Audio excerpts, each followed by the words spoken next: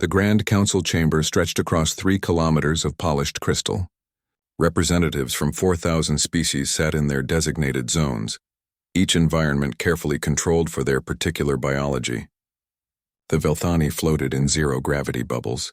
The Krix basked under heat lamps that would cook most other species alive. The Methala swam in massive tanks of liquid ammonia.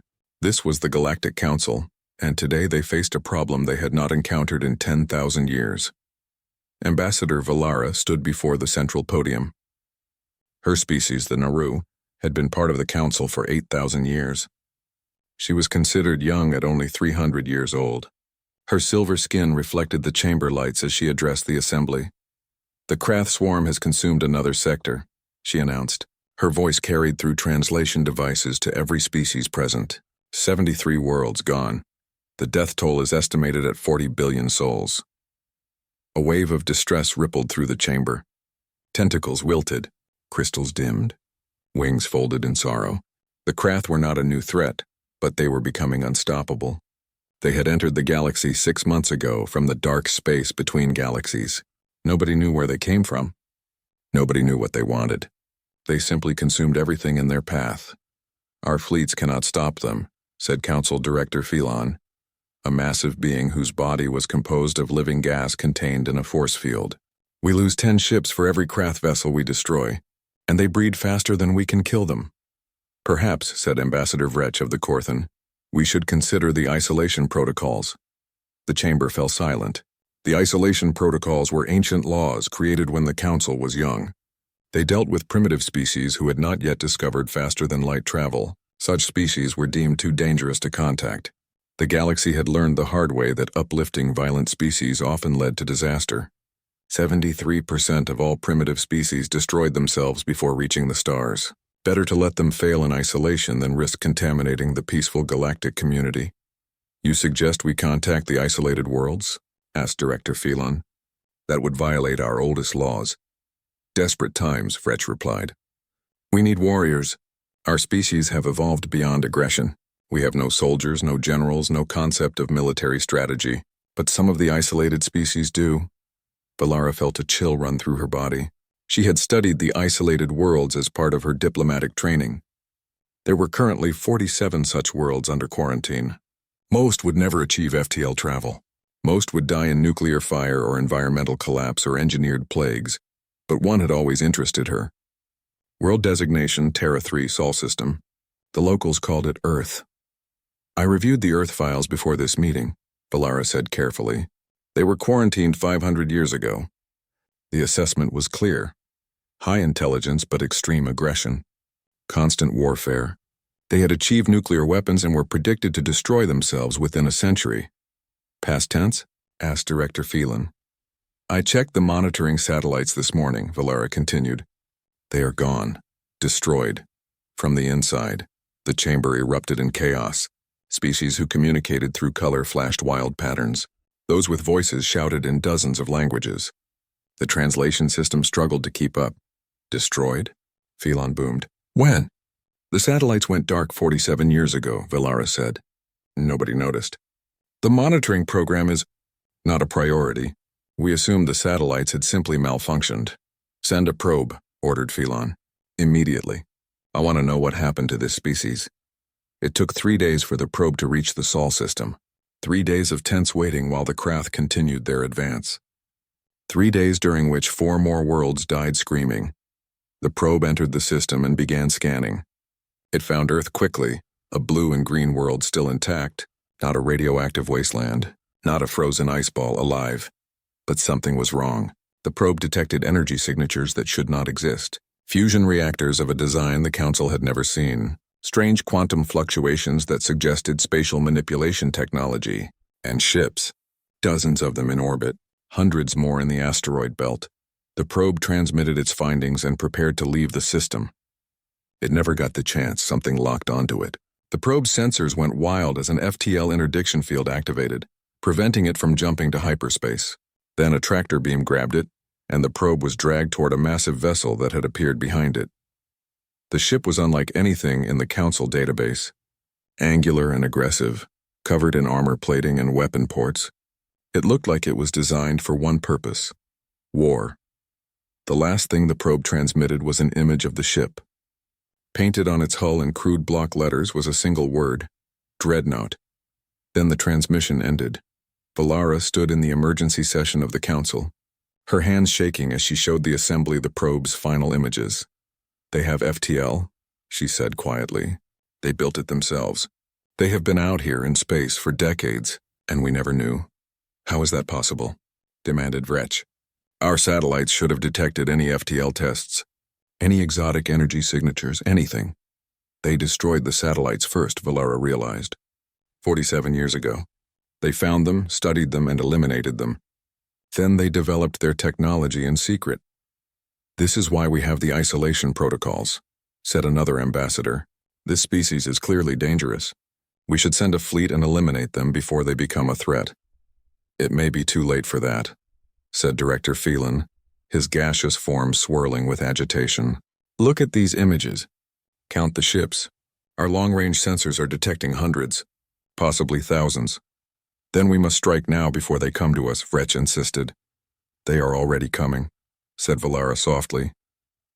She activated the holographic display, new data from the border stations. A fleet, a massive fleet. Hundreds of ships of various designs, all clearly built for combat, and they were heading directly for Council space. "They are 3 weeks away from our border," Valara said.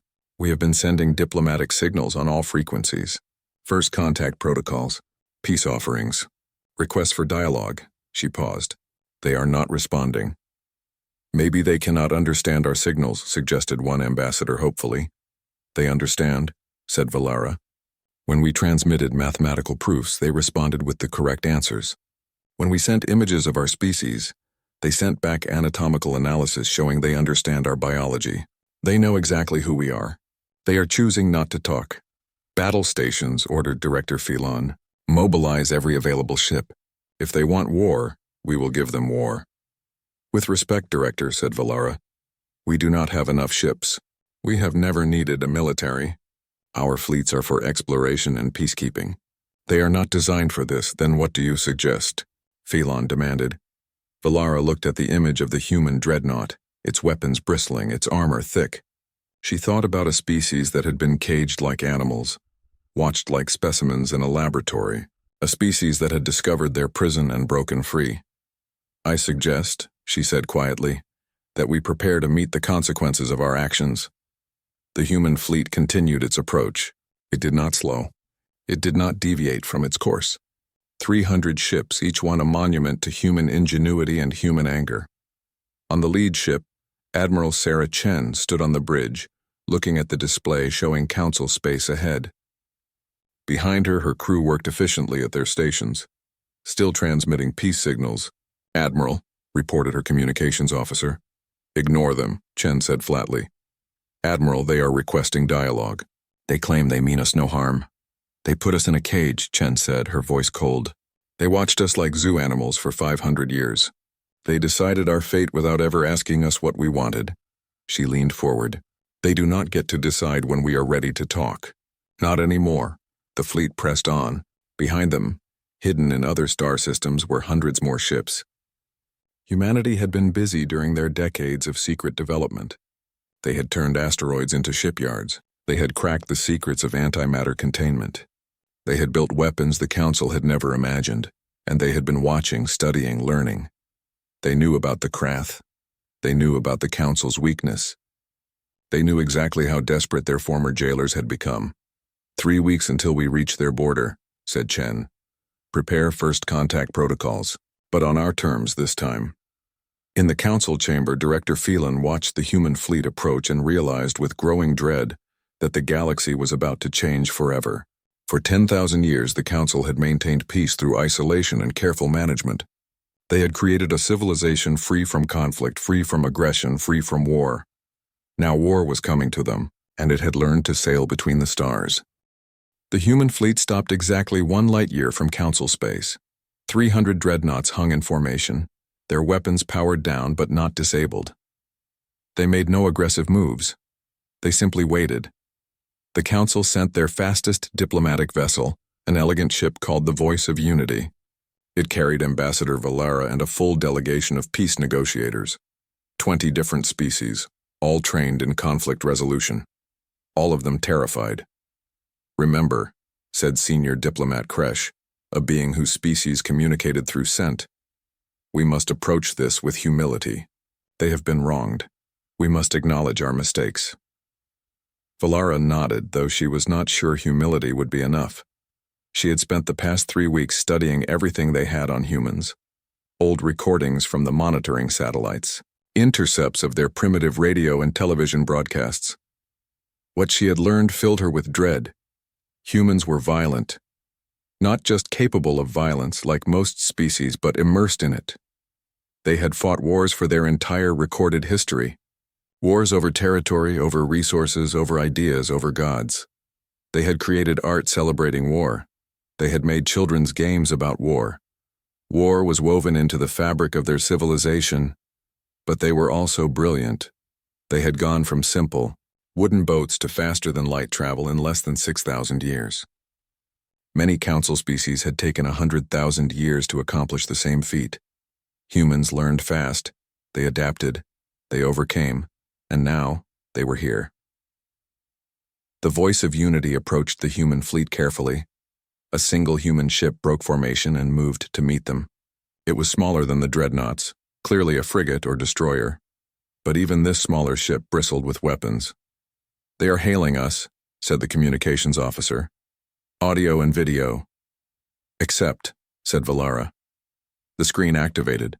A human face appeared, female, by their species standards. Dark skin, close-cropped hair, hard eyes. She wore a uniform of dark blue with insignia that Valara's translator identified as military rank markers. "I am Admiral Sarah Chen of the Earth Defense Fleet," the human said. Her voice was flat, emotionless. "You are in human-monitored space. State your purpose." Valara stepped forward. "Admiral Chen, I am Ambassador Valara of the Galactic Council. We have come to establish diplomatic relations and to apologize for our past actions regarding your world." Chen's expression did not change. "You want to apologize? How generous. You caged my species for 500 years and now you want to apologize." "The isolation protocols were meant to protect primitive species," began Kresh. "Protect us from what?" Chen interrupted. "From ourselves? We did not need your protection. We needed the truth. We needed a choice. You took that from us." "You are correct," said Valara quickly, before Kresh could respond. "We were wrong. The isolation protocols are wrong. We should have made contact. We should have offered you a place in the galactic community. Instead, we treated you like animals in a zoo. For that, we are sorry." Chen studied her for a long moment.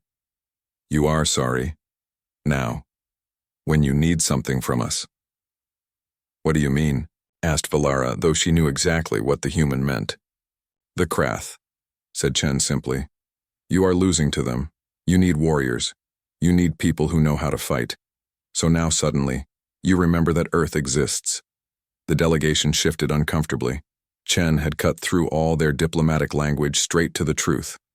"We do not deny that we face a crisis," said Valara. "The Krath swarm is destroying our worlds.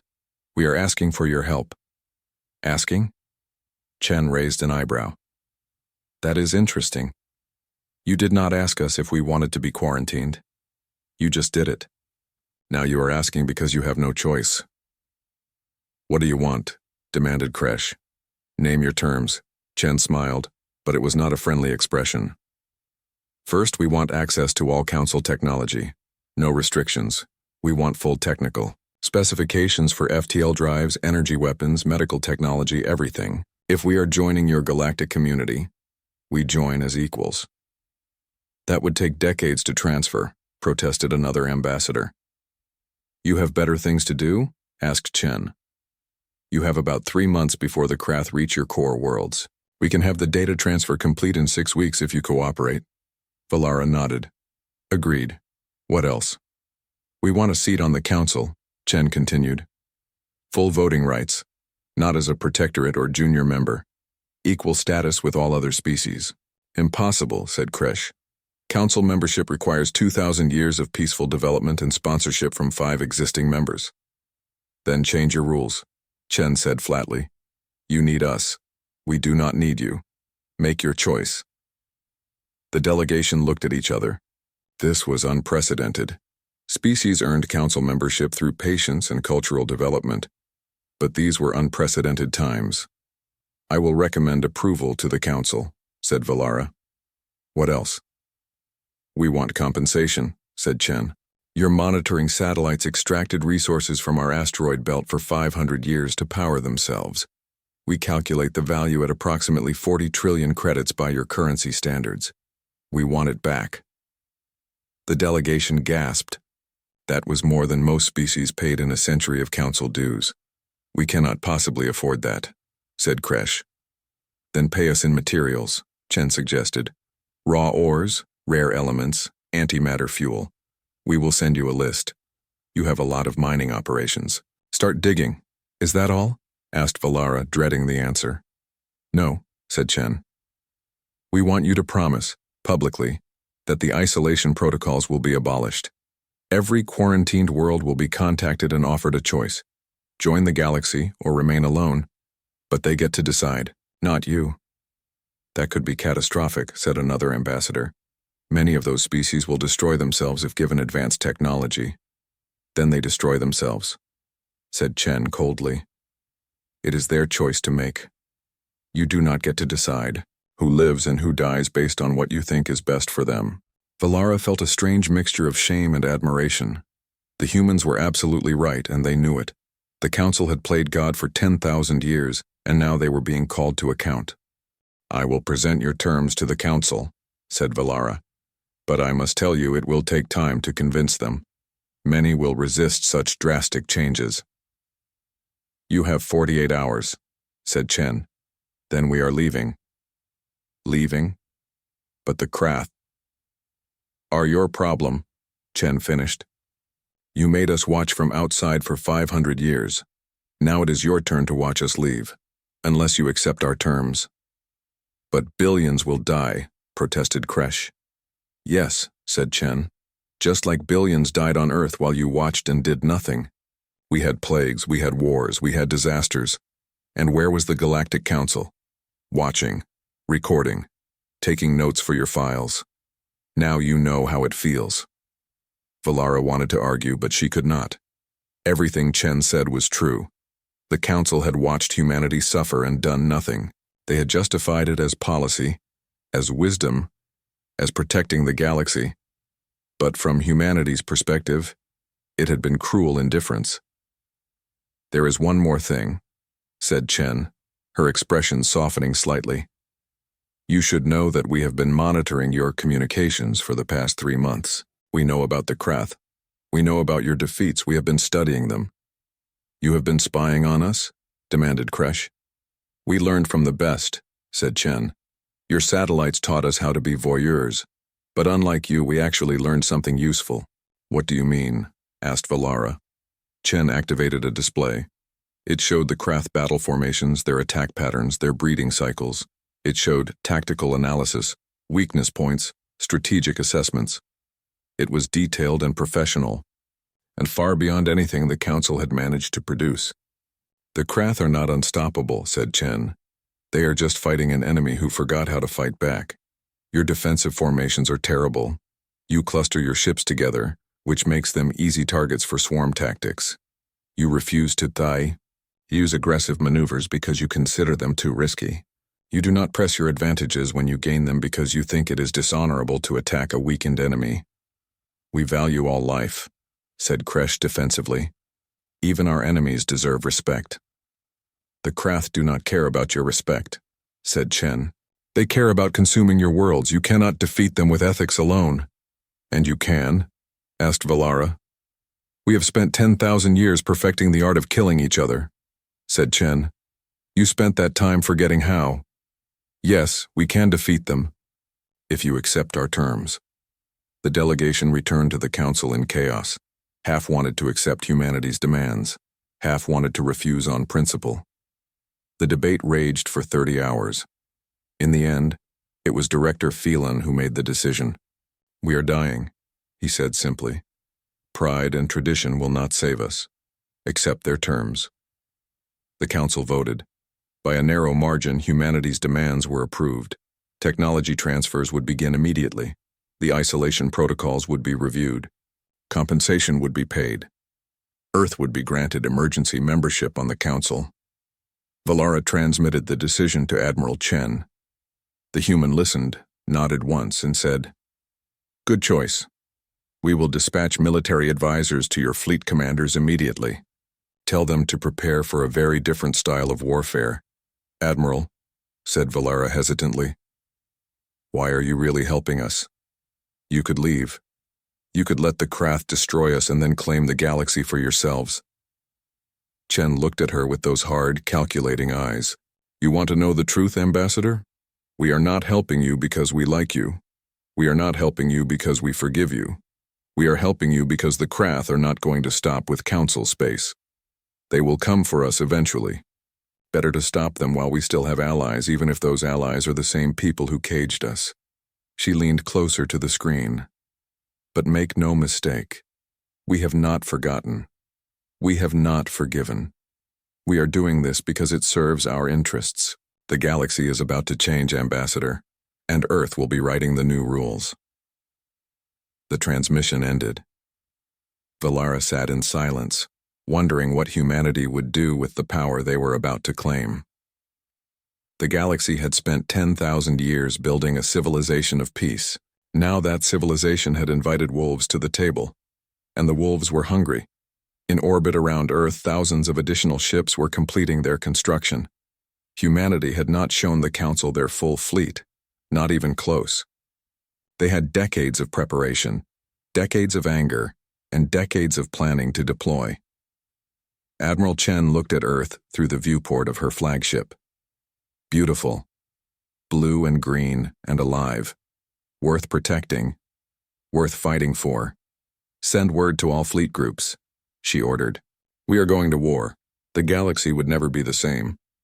The threshold sector was dying.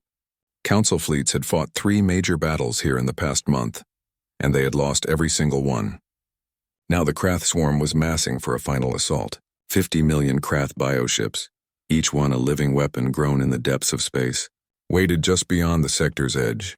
Admiral Chen stood in the command center on Threshold Station, surrounded by holographic displays showing the approaching threat. Around her stood the Council's top military commanders, species who had never experienced real war until 6 months ago. They looked tired, defeated, afraid. "General Okoye will be running the actual battle," Chen announced, gesturing to the tall man beside her. "I am here as overall strategic commander. General Okoye commands in the field." The council commanders studied General Marcus Okoye. He was dark-skinned like Chen, but bigger, with scars on his face and hands. His eyes were cold and analytical. He looked like someone who had seen violence and learned to master it. With respect, "Admiral," said Fleet Commander Zenth, a 4-armed insectoid species, "we have experience fighting the Krath. Perhaps we should—" "You have experience losing to the Krath," Okoye interrupted. "That is not the same thing. You will follow my orders exactly, or you will be removed from command. Those are your options." The council commanders bristled at his tone, but Chen held up a hand. "The council has placed Earth in command of this operation. That means General Okoye gives the orders. If you cannot accept that, leave now." No one left. They needed humanity too badly. "Good," said Okoye. "Now listen carefully, because I am only going to explain this once. You have been fighting the Krath like civilized species. That is why you keep losing." "What does that mean?" asked Zenth. "It means you fight with honor," said Okoye. "You try to minimize casualties. You retreat when your forces take damage. You avoid attacking wounded enemy ships because you consider it cruel." He leaned forward. "The Krath do not care about honor. They care about winning, and they are very good at it." He activated the tactical display showing the Krath formation. "Look at their swarm. 50 million ships. But they are not all combat vessels. About 30% are support ships, breeding stations, resource gatherers, command nodes. You have been fighting the combat ships while ignoring the infrastructure. That is like fighting a war while leaving the enemy's factories untouched." "We cannot reach those ships," protested another commander. They keep them protected behind their combat formations. Because you keep attacking from the front, said Okoye. You form defensive lines and wait for them to come to you. It is predictable, it is safe, it is stupid. Chen watched the council commanders struggle with Okoye's bluntness. They were not used to being spoken to this way. They were not used to anyone questioning their tactics. For 10,000 years, the council had faced no real military threats. They had forgotten that war was not polite. What do you suggest? Asked Zenth finally. We attack, said Okoye simply. Not defend, attack.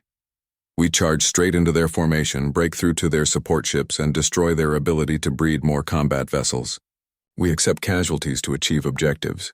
We do not retreat when things get difficult. We fight. That is suicide, said another commander.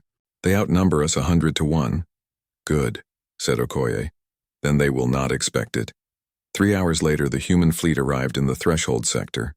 Only 50 ships compared to the Council's 500. But these 50 ships were different. They were smaller, faster, more aggressive in design, and they were crewed by humans who had trained for combat their entire careers. All ships, this is General Okoye, came the transmission across all channels. Battle plan is simple. We punch through the enemy formation at maximum speed. We ignore their combat ships unless they block our path. Our target is the breeding stations and command nodes behind their front line. Council forces will provide covering fire and deal with any Krath that pursue us.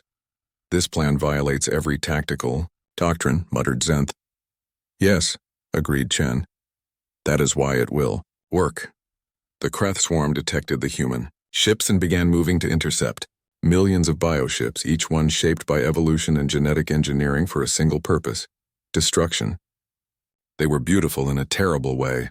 Organic forms covered in armor plates, weapon ports, and sensory organs. The human fleet did not slow down. If anything, they accelerated. They formed a wedge formation, their most heavily armored ships at the front, and charged directly at the center of the Krath swarm. Insane, whispered one council commander, watching from the station. They are going to be torn apart. The two forces collided. Krath ships swarmed around the human vessels, attacking from all sides. Human ships took damage, their shields flaring under the assault. 2 human destroyers exploded, overwhelmed by the sheer volume of fire. But the humans did not stop. They did not slow down. They did not try to protect their damaged ships. They simply pressed forward, firing in all directions, using weapons the Council had never seen before. Kinetic penetrators that punched through multiple Krath vessels in a single shot. Nuclear-pumped lasers that cut swaths through the swarm. And stranger weapons, EMP pulses that disabled Krath bioships' nervous systems, acid sprays that dissolved organic armor. They are through the first layer, reported a tactical officer, his voice filled with disbelief. The human fleet emerged from the front line of Krath combat ships, battered but intact. Ahead of them lay the Krath support infrastructure, massive breeding stations, each one a biological factory producing thousands of new combat ships per day. Command nodes that coordinated the swarm's movements, resource collectors that stripped asteroids for raw materials. All ships focus fire on the breeding stations, ordered Okoye. Ignore everything else. The human fleet opened fire. Their targeting was precise, surgical. They were not trying to destroy everything. They were trying to cripple the Krath's ability to replace their losses. The Krath swarm reacted with confusion. No enemy had ever penetrated this deep. No enemy had ever targeted their support infrastructure. They began pulling combat ships back to protect their breeding stations, which was exactly what Okoye wanted. Council forces, advance now, ordered Chen. The Krath are pulling back. Take advantage of it. The Council fleet, 500 ships strong, moved forward. With the Krath disorganized and repositioning, the Council forces actually managed to score significant kills. For the first time in months, they were winning trades. The battle raged for 6 hours. The human fleet destroyed 17 breeding stations before the Krath could mount an effective defense. In retaliation, the Krath destroyed 15 human ships.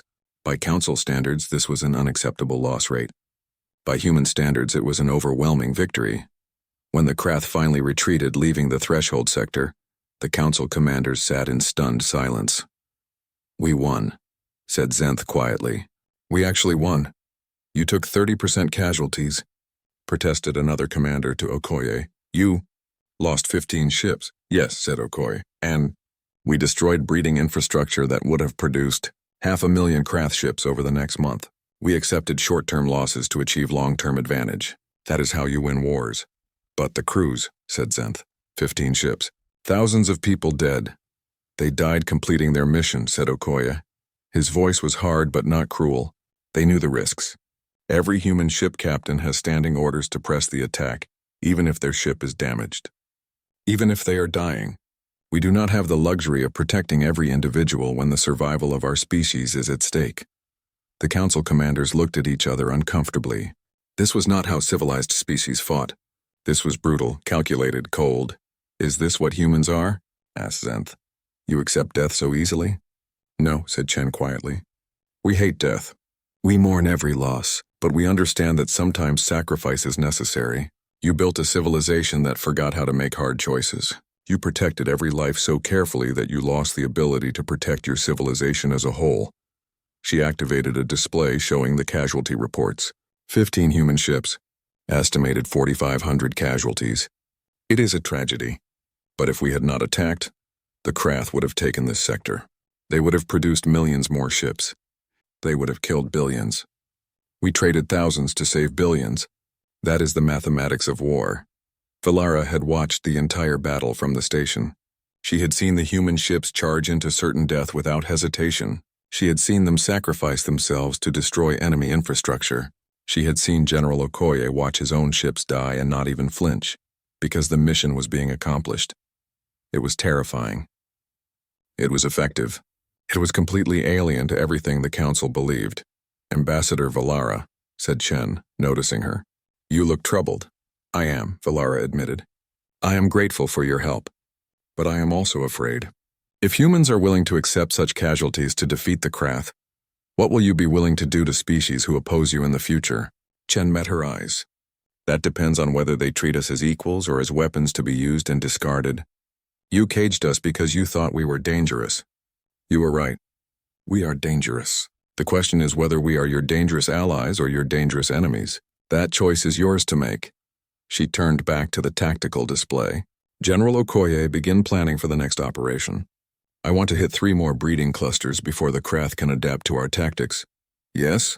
Admiral, said Okoye, already working on the plans.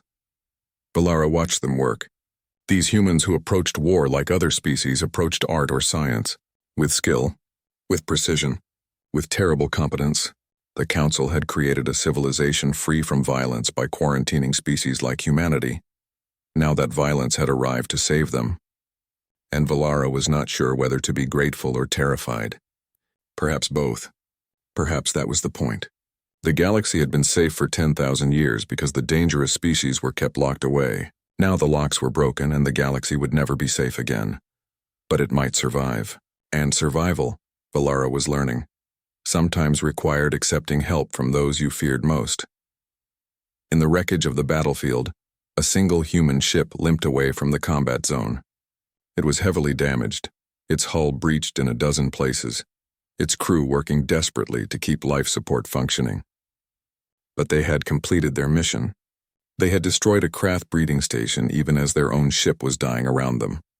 On the bridge, the captain looked at her remaining crew, just 7 people out of an original complement of 60, and allowed herself a tired smile. Well done, she said simply. Earth will remember what you did here today. They did not cheer. They did not celebrate. They simply nodded and continued working to get their ship home. Because that was what humans did. They fought. They sacrificed. They won. And the galaxy was learning to fear them. The Krath Queen was magnificent and horrible, 3 meters tall. Her body was a fusion of insect and machine, organic armor plates covering biomechanical systems. She had been captured during humanity's raid on a breeding cluster, sedated with enough tranquilizers to kill an elephant, and transported to a secure facility on Threshold Station. Now she sat in a containment field, awake and furious. Her mandibles clicked in complex patterns. Her multiple eyes tracked every movement in the interrogation room. Around her, a dozen species translation devices worked to decode her language. Admiral Chen stood on the other side of the reinforced glass, watching. Beside her stood General Okoye and Ambassador Valara. Behind them, a full security team with weapons ready. She is trying to communicate, said the linguistic specialist, a Naru named Presh. But Krath language is incredibly complex. It will take weeks to build a proper translation matrix. We do not have weeks, said Chen. Can you get basic concepts across? Yes, no, simple questions. Perhaps, said Presh, but why bother? The Krath are animals. They have no true intelligence, just instinct and rage. If they were animals, they would not have coordinated fleets, said Okoye. They would not adapt their tactics. They would not build infrastructure. They are intelligent. We just need to find a way to talk to them. Chen activated her communicator. Bring in Dr. Zhang. 5 minutes later, a human woman entered the observation room. She was small and thin, with gray hair and bright eyes. Dr. Zhang specialized in xenolinguistics, the study of alien languages. She had learned 17 different council languages in her career. Show me what you have, she said to Presh, already studying the Krath Queen's movements. For 3 hours, Dr. Zhang worked with the translation team. She analyzed the Queen's clicking patterns. She studied her body language. She compared it to insect communication from Earth, to mathematical patterns, to musical structures. Slowly, painfully, a basic translation matrix began to form. Finally, Dr. Zhang turned to Chen. I can get simple concepts across. Maybe 10% of what she says will translate properly, but it is better than nothing. Do it, said Chen. Dr. Zhang entered the containment room. The Krath Queen's attention focused on her immediately. The translator device began converting Zhang's words into patterns the Queen might understand. We want to talk, said Zhang simply. The Queen clicked rapidly, her mandibles moving in complex patterns. The translator struggled, producing garbled output. Then suddenly a single word came through clearly. Why? Zhang smiled. Intelligence confirmed. Because you are killing our allies. We want you to stop. More clicking. More garbled translation. Then cannot stop. Must expand. Must survive. Survive from what? Asked Zhang. The Queen paused. Her eyes seemed to study Zhang more carefully. Then she clicked again, and this time the translator produced a longer phrase. Running. Fleeing. Death follows. Must stay ahead. Zhang felt a chill run down her spine. She looked at the observation window at Chen and Valara watching. What are you fleeing from? The Queen's next series of clicks took several minutes to translate. When the words finally came through, everyone in the observation room fell silent. The silence. It consumed our home galaxy. We fled, but it follows. Always follows. Cannot stop. Cannot rest. If we stop, the silence catches us. If we stop, we die. Chen's expression hardened. She activated her communicator. Get the council leadership on a secure channel. Now. 20 minutes later, Director Phelan and half the council's senior members were on a video conference. Watching the interrogation. This must be a trick, said Phelan. The Krath are invaders. They have killed billions. They are refugees, said Chen flatly. They are running from something worse. And you knew, didn't you? Phelan's gaseous form swirled with agitation. We detected an anomaly in their home galaxy before they arrived. A region of space where all energy readings simply stopped. We theorized it was some kind of natural phenomenon. You theorized, said Chen, her voice cold. And when the Krath arrived, fleeing from this anomaly, what did you do? We tried to contain them, said Phelan defensively.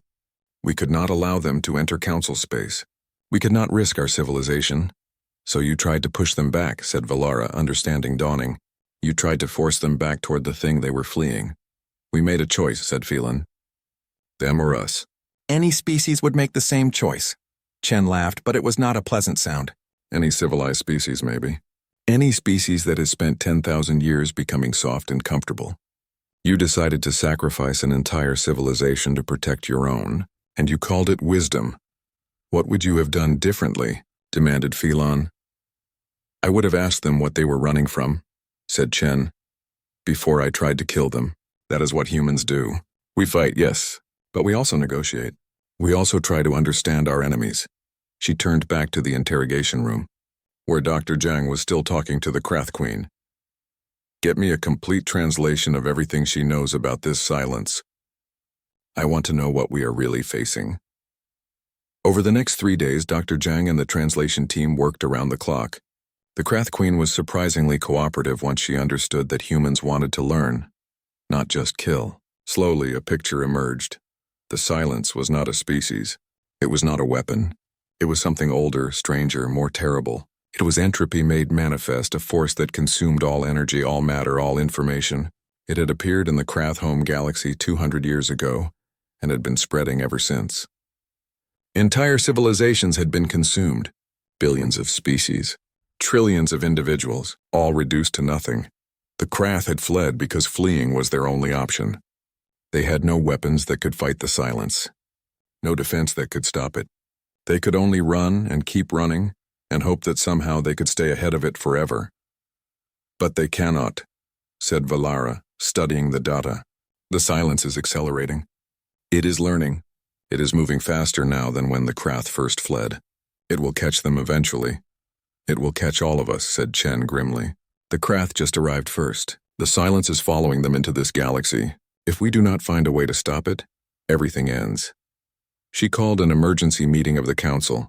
What she proposed was radical, dangerous, and completely contrary to everything the council believed.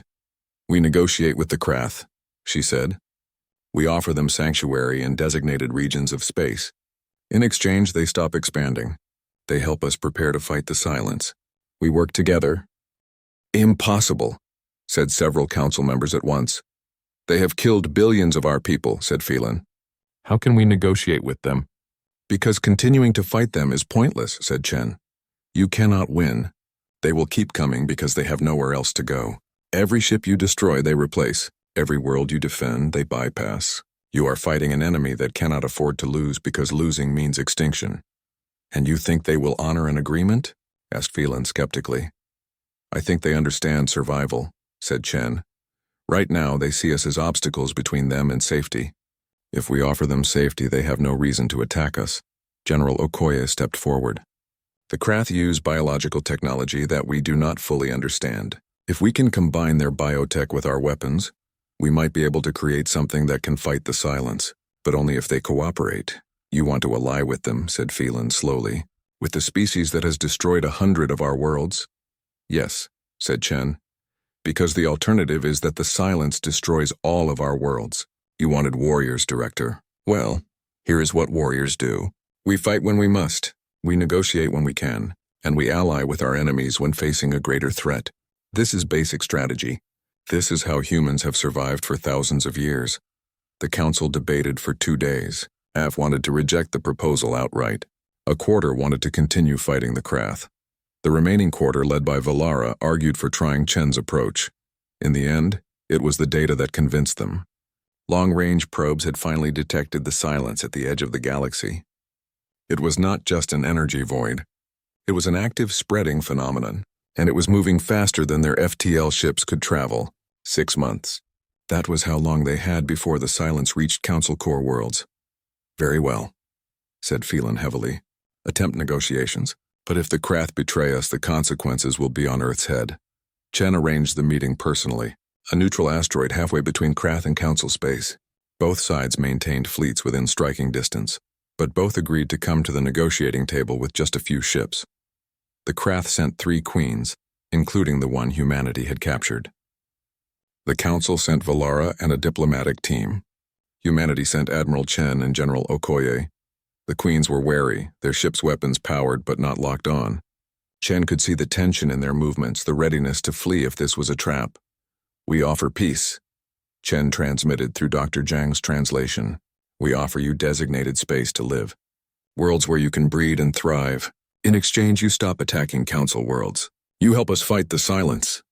The queens clicked among themselves, their conversation too fast for the translator to follow. Finally, the eldest queen responded, Why trust you? You are allies of those who tried to push us back to death.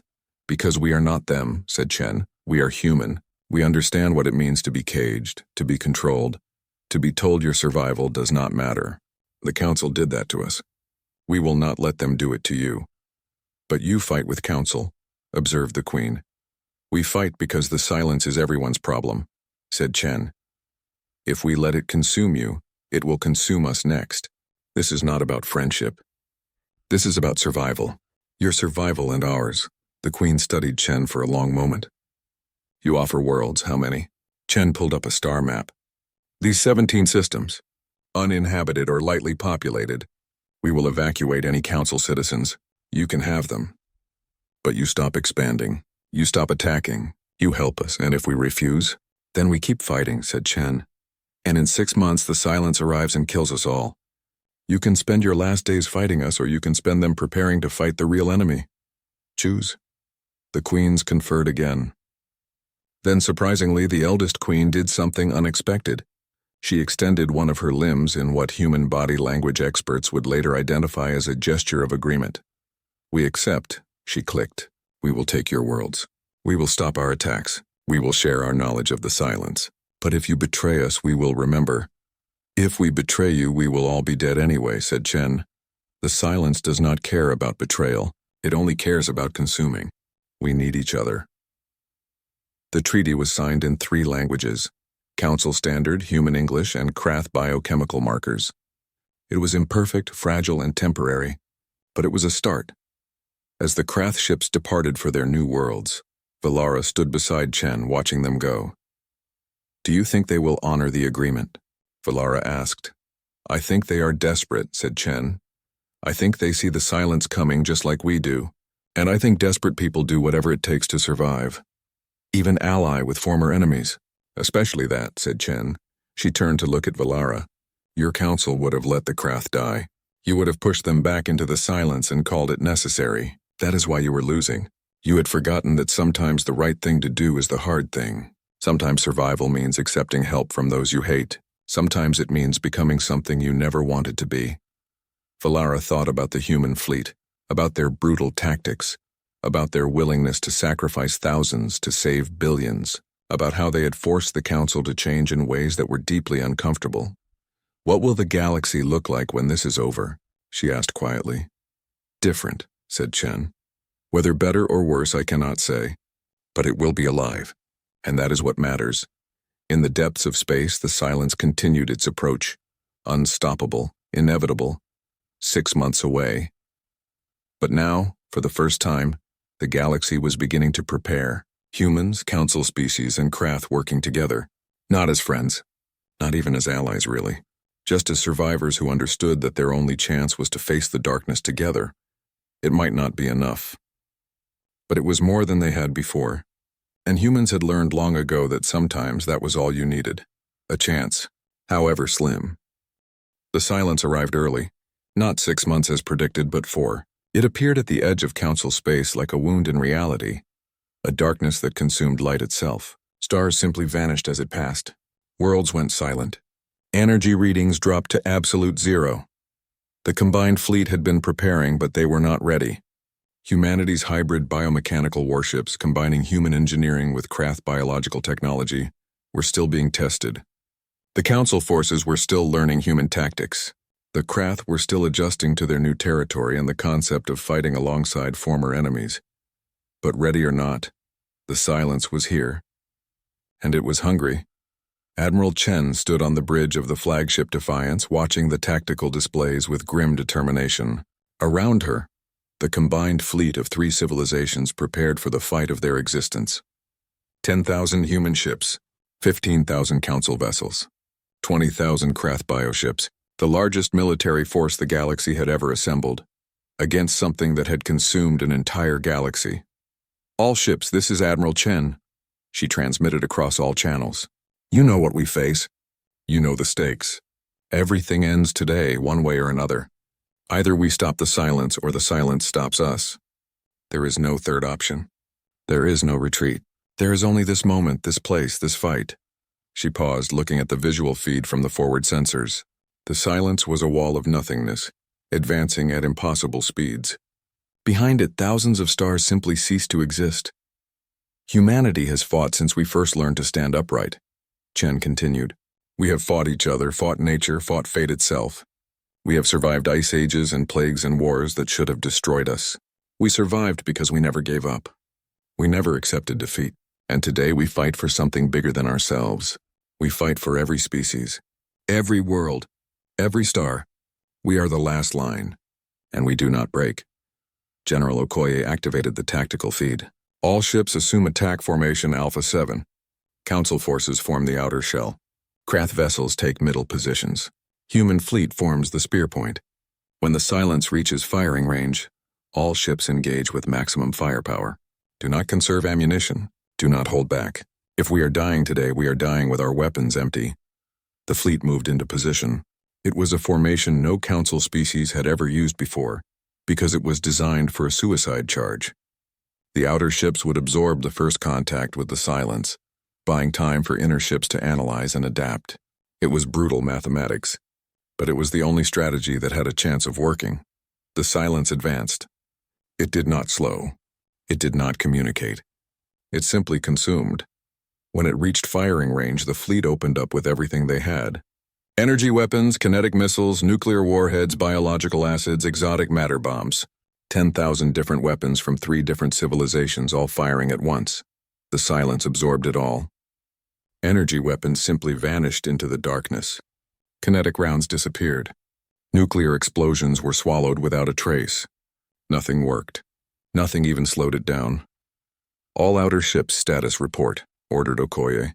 The responses came back in fragments. Ships were dying. Not from enemy fire, but from simple contact with the silence. When it touched a ship, all power drained instantly. Life support failed. Engines died. The crews froze in seconds as all thermal energy was extracted from their bodies. Council ship Harmony is gone. No survivors. Krath Cluster 7 reporting total loss. 12 ships consumed. Human destroyer Valiant has gone dark. No response, the casualties mounted with terrifying speed. Every second, more ships touched the silence and died. Admiral, we are not even slowing it down, reported a tactical officer. It is consuming our weapons and using the energy to accelerate. We are making it stronger. Chen felt ice in her stomach. This was it. This was how everything ended. They had gathered the galaxy's might, 3 civilizations united for the first time in history, and they were going to die without making any difference at all. Admiral, said Dr. Zhang suddenly from her station, I am reading something strange. The silence is avoiding certain energy frequencies. Very specific ones. What frequencies? Demanded Chen. Old-style fusion reactions, said Zhang. The kind that humans used before we developed antimatter containment. Dirty, unstable, chaotic fusion. The silence is absorbing everything else, but when our old fusion warheads detonate, it hesitates. Just for a microsecond, but it hesitates. Chen's mind raced. Fusion bombs. They had thousands of them in storage. Obsolete weapons that humanity had phased out decades ago in favor of more efficient antimatter devices. Weapons they had kept only because humans never fully discarded anything that could kill. Why would the silence avoid fusion reactions? Asked Okoye. Because they are too chaotic, said Zhang, working through the data frantically. The silence absorbs energy by imposing order, by reducing entropy. But fusion reactions are fundamentally unstable. They produce random variations in energy output. The silence cannot predict them, cannot control them. Can we weaponize that? Asked Chen. Maybe, said Zhang. If we can create enough simultaneous fusion reactions, we might create a cascading effect. Too much chaos for the silence to absorb. It might fragment it or at least slow it down. Chen made her decision. All ships fall back. Human fleet, we are implementing Project Prometheus. Project Prometheus had been humanity's desperate backup plan, developed in secret over the past 4 months. It involved reverting to primitive nuclear technology, using old fusion bombs instead of advanced energy weapons. Every human admiral had thought it was insane. Every human admiral had also signed off on it, because humans understood that when facing the impossible, sometimes you needed to try the unthinkable. All human ships, arm your legacy nuclear arsenals, ordered Chen. We are going to create the biggest, dirtiest fusion chain reaction this galaxy has ever seen. Admiral, if we detonate our entire nuclear arsenal at once, the blast will destroy half our fleet, protested a council commander. Then the council fleet falls back to minimum safe distance, said Chen coldly. Human fleet will advance alone. Admiral Chen, you cannot, said Valara from her ship. This is suicide. This is human, Chen replied. We are very good at survival, and sometimes survival means doing the thing everyone else thinks is impossible. The human fleet, 3,000 ships strong, advanced toward the silence. Each ship carried hundreds of old-style fusion weapons, enough nuclear firepower to destroy solar systems, primitive technology by galactic standards. But primitive was about to become humanity's greatest weapon.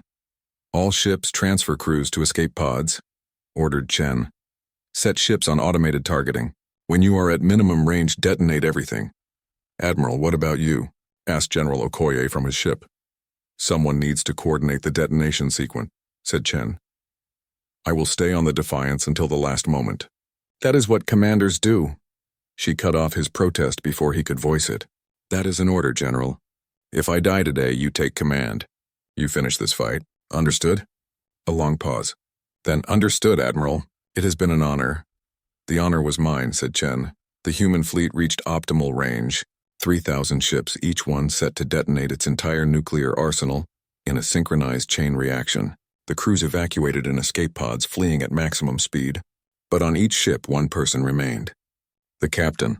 Because human naval tradition said that a captain stayed with their ship until the end. 3,000 captains. 3,000 volunteers. All of them knowing exactly what they were doing. Chen watched the countdown on her display. 30 seconds. She thought about Earth. Beautiful blue Earth, the world she had sworn to protect. 20 seconds. She thought about her career. Her choices. The path that had led her to this moment. 10 seconds. She thought about the galaxy. Saved or lost based on what happened in the next few moments. 5 seconds. For Earth, she whispered. For all of us. 0. 3,000 ships detonated simultaneously. The fusion warheads created a cascading chain reaction. Millions of nuclear explosions all feeding into each other. The blast was visible from 100 light-years away. Space itself seemed to tear as more energy than most stars produced in a century was released in a single moment. The silence touched the expanding wave of fusion fire and stopped. For the first time since it had appeared, the silence stopped advancing. The chaotic energy of the fusion reactions was too random, too unstable. The silence tried to absorb it and instead began to fragment, unable to impose order on something fundamentally chaotic. Then Dr. Zhang's voice came across all channels, screaming with excitement. It is working. The silence is not a living thing. It is a weapon. An ancient weapon designed to consume energy, but it has control nodes. I can see them. If we destroy the control nodes, we can disable it. General Okoye did not hesitate. All remaining ships target the coordinates Dr. Zhang is sending you. Everything we have now. The combined fleet opened fire. Not at the silence itself, but at the exposed control structures within it. Ancient technology older than most civilizations. Technology that was failing. Overwhelmed by the chaos of human fusion weapons. The battle lasted 3 more hours. It was brutal, costly, desperate. More ships died. More crews sacrificed themselves. But slowly, impossibly, the silence began to fracture. Its control nodes were destroyed one by one. The darkness that had consumed a galaxy began to dissipate. And then finally it was over. The silence collapsed completely, breaking apart into harmless energy that dispersed into the void. The threat that had seemed invincible was defeated. By primitive weapons, by human stubbornness, by 3 civilizations that had set aside their differences to face extinction together. The surviving ships hung in space, damaged and exhausted. 90% of the human fleet was destroyed. 40% of Council ships were lost. 30% of craft vessels. The casualties were staggering. But they had won. General Okoye transmitted across all channels. Admiral Chen, report your status. Silence. For long moments, terrible silence. Then a weak signal came through. This is Admiral Sarah Chen. I am in an escape pod approximately 5,000 kilometers from the blast zone. My ship did not appreciate being turned into a nuclear bomb. I recommend we avoid doing that again. The fleet erupted in celebration. Humans cheering. Council species singing in their various languages. Even the Krath in their clicking language expressed what could only be joy. 3 days later, the reconstruction began. 30% of known space had been devastated. Hundreds of worlds needed evacuation and rebuilding. Billions needed medical care, housing, food. It would take decades to repair the damage. But they would do it together. The Council was formally dissolved and reformed as the Galactic Assembly. Every species had equal representation. The isolation protocols were abolished entirely. Teams were being sent to the remaining 46 quarantined worlds to offer them a choice. Join the galaxy or remain alone, but decide for themselves. Earth was granted permanent membership with full voting rights. Humanity had earned it. Admiral Chen stood at the memorial service on Earth 10 years later. She was older now, retired from active military service. The memorial listed every species lost to the silence, every world consumed, every ship destroyed in the final battle. At the bottom was an inscription, "Never alone. Never again." Beside her stood Valara, who had become humanity's closest ally in the Galactic Assembly. They watched as young people, human and alien alike, graduated from the new Combined Species Fleet Academy. "Do you think we can maintain this peace?" asked Valara. "Probably not," said Chen honestly. "We are too different." "We will argue. We will disagree. Some species will cause problems, but we will face those problems together. That is what we learned. Unity does not mean we all agree. It means we all matter." A long-range probe had just returned from a deep space mission. It had detected another galaxy across the void. Long-range scans suggested intelligent life. "The Assembly is considering sending a first contact mission," said Valara. "They want human ships to lead it." Chen smiled. "Of course they do. We are the warriors. The dangerous ones. The ones who break things." "No," said Valara quietly. "You are the ones who refused to give up. The ones who saw a caged species and offered them freedom instead of death. The ones who taught us that survival sometimes means accepting help from those you fear. You are not just warriors, Admiral. You are something more important. You are survivors, and you taught us all how to survive." Chen watched the stars, thinking about what lay ahead. New challenges, new threats, new opportunities. The galaxy would never be perfectly safe, but it would be alive, and that was enough. "Send the mission," said Chen. "But this time we bring diplomats and scientists, not just soldiers. We learned from you council species too. Sometimes the best weapon is an open hand." Valara made a gesture of respect. "The galaxy is lucky to have found Earth." "The galaxy tried to cage us," Chen reminded her. "We just decided to forgive you for it. Eventually." They stood together, watching the next generation prepare to carry the torch forward. Human and alien working side by side, learning from each other, building something new. 10,000 years of isolation had ended. A new era had begun, an era where no species stood alone, where differences were respected instead of feared, where the galaxy's diversity was its greatest strength. It would not be perfect. There would be problems, conflicts, misunderstandings, but they would face them together, as equals, as allies, as survivors.